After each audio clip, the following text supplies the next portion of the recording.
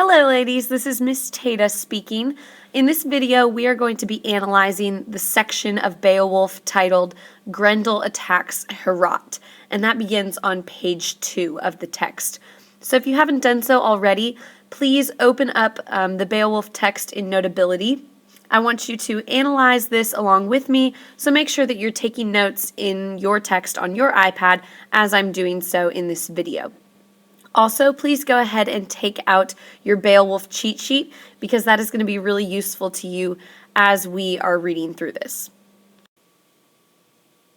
So, before we start analyzing anything, I want to make sure that we know what's going on here, because Beowulf can be a bit of a difficult text to read, so let's just make sure we've got the basics down. So it says, "Then a powerful demon, a prowler through the dark, nursed a hard grievance. It harrowed him to hear the din of the loud banquet every day in the hall." So this powerful demon that we're talking about here, that's Grendel. He's our monster.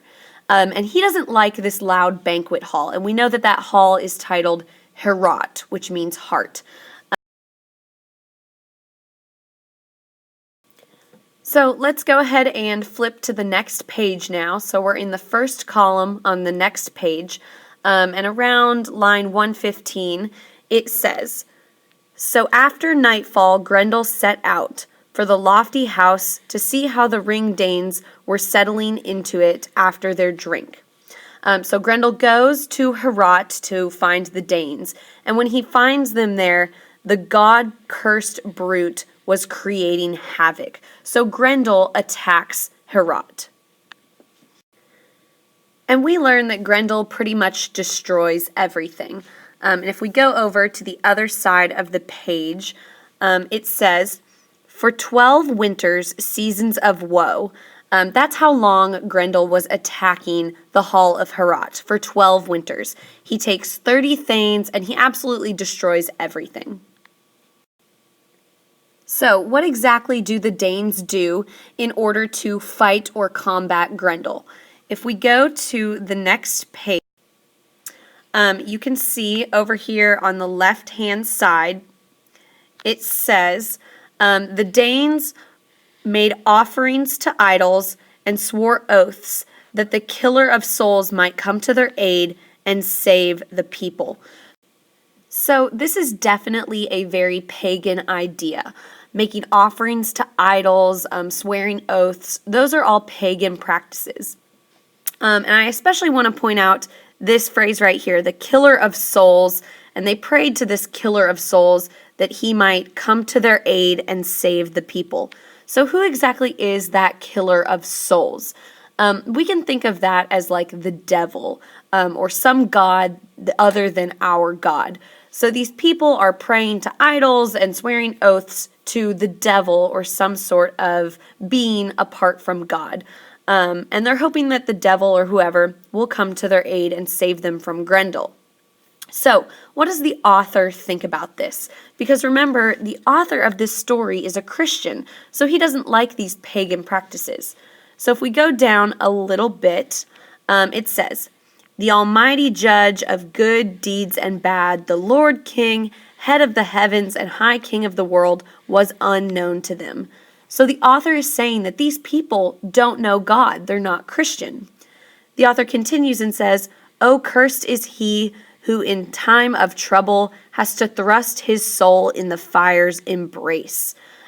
So this author is really condemning these pagan practices. And he's saying that it's so unfortunate and it's terrible that these people don't know God.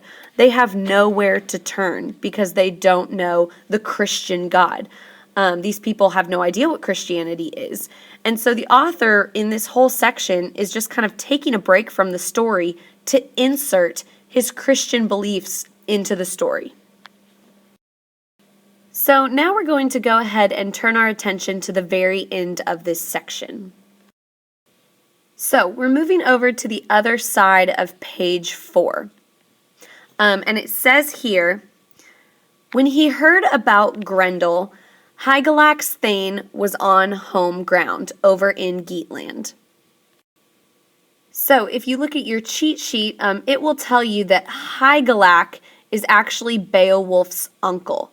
And so when the text says Hygelac's Thane, that just means Beowulf, because Beowulf is the Thane or the knight of Hygelac. And Hygelac, again, remember, is the king of the Geatland. So Beowulf has heard about Grendel, and he decides that he is going to order a boat, and he's going to sail the Swan's Road and search out that king, the famous prince who needed defenders. So Beowulf is going to sail over to the Daneland, and he's going to find Hrothgar and offer him his service and try to defeat Grendel. While we're talking about this, I want to point out this phrase right here, Swan's Road. That is an example of a kenning. So what does Swan's Road mean? Well, swans, they don't travel on land, they travel on water. So a swan's road is probably the sea or a river or something like that. Okay, so now I'd like you to go ahead and go back 2 pages to page 2, where Grendel attacks Herot begins. There are 2 more things on this page that I'd like to point out to you. So far, we've been talking a lot about the Christian versus the pagan elements in Beowulf. Because remember, the author of Beowulf is a Christian. However, this story originated in pagan England, and so all the characters and the setting are all pagan.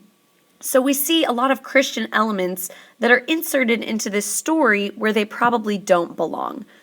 So we're going to go ahead and zoom in right here. We're on about line 90.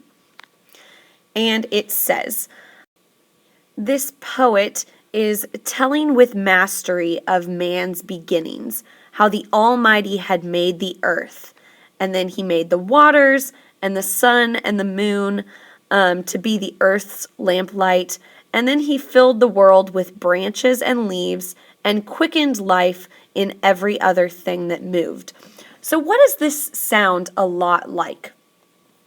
If you think back to religion class, you'll realize that this sounds a lot like the Christian creation story that's told in Genesis.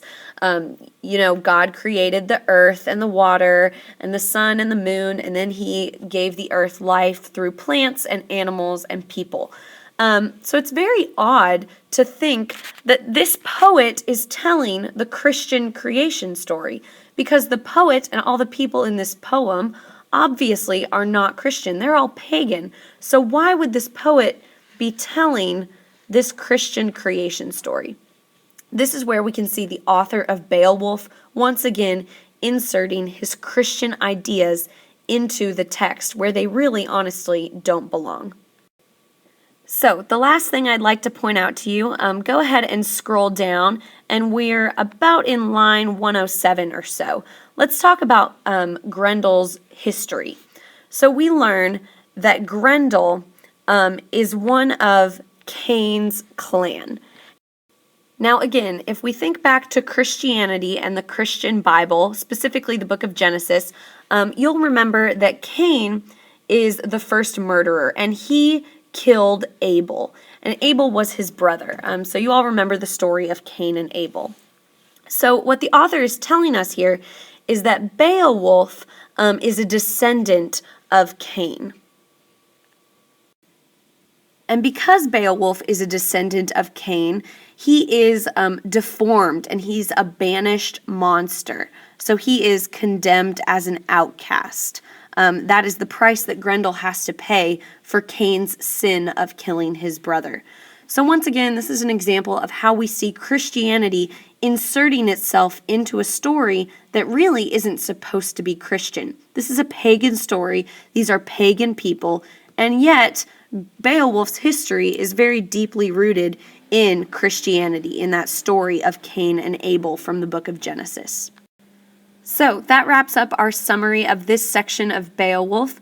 Go ahead and move on to the next video where we'll analyze A Hero Arrives. If you have any questions, now is a good time to talk to your partner. And again, I know that this is a challenging text, but if you go slowly and you really take the time to summarize and analyze, you definitely can get through it. I'll see you girls later. Bye.